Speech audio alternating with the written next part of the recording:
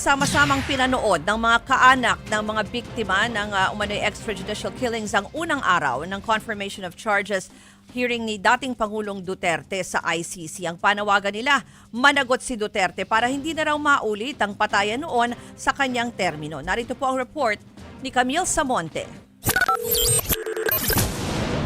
Duterte, panagutin! Duterte, panagutin! Yan ang panawagan ng mga kaanak ng biktima ng umano'y extrajudicial killings ng war on drugs ng Duterte administration. Nagsama-sama sila ngayong gabi para panoorin ang unang araw ng confirmation of charges hearing ni dating Pangulong Rodrigo Duterte sa International Criminal Court sa The Hague, Netherlands. Pero bago magsimula ang pagdinig, ipinakita pa ng pamilya ang larawan ng ilang biktima ng EJK. Taon na raw ang kanilang binilang at lumipas. Pero hindi pa rin daw sila nawawalan ng pag-asa na makamit ang hustisya. Kaya naman malaking bagay raw ang pagdinig sa kaso ni Duterte sa mga kasong crimes against humanity. Kahit papano, may kunting pagsilip ng hostisya. Dahil kung dito lang tayo aasa sa Pilipinas, wala po tayo talagang maaasahan. Dahil wala silang kooperasyon sa mga biktima. Kaya ang saya namin, may pagbukas ng hostisya sa ICC. Disbayado naman ang ilang kaanak ng mga biktima na hindi humarap si Duterte sa pagdinig. Naniniwala sila na malakas at maayos ang kondisyon ng dating Pangulo para maintindihan ang kanyang kaso. Strategy lang nila yun. Ayaw lang nila siguro umupo dahil ayaw siguro niya makita sa madla na matanda na siya.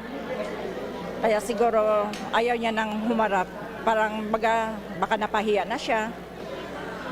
At saka, ang hiling namin sa kanya, magpalakas siya. Dahil marami pang haharapin ang kaso niya. Nagpalakpakan naman ang mga kaanak ng humarap at magsalita ang legal representative sa ICC ng mga biktima na si Attorney Joel Butuyan. Sa kanyang opening statement, mahalaga raw na matuloy sa paglilitis si Duterte para maisiwalat ang record ng mga pinatay sa kanyang termino at hindi na ito maulit.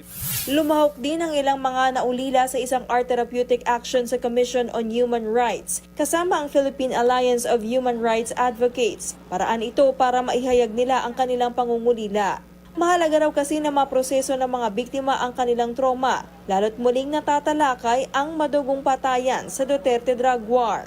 Nagbabalita mula sa Frontline, Camille Samonte, News 5. Mga kapatid, ako po si Ruth Cabal. Dito tayo sa totoo, dito tayo sa True FM.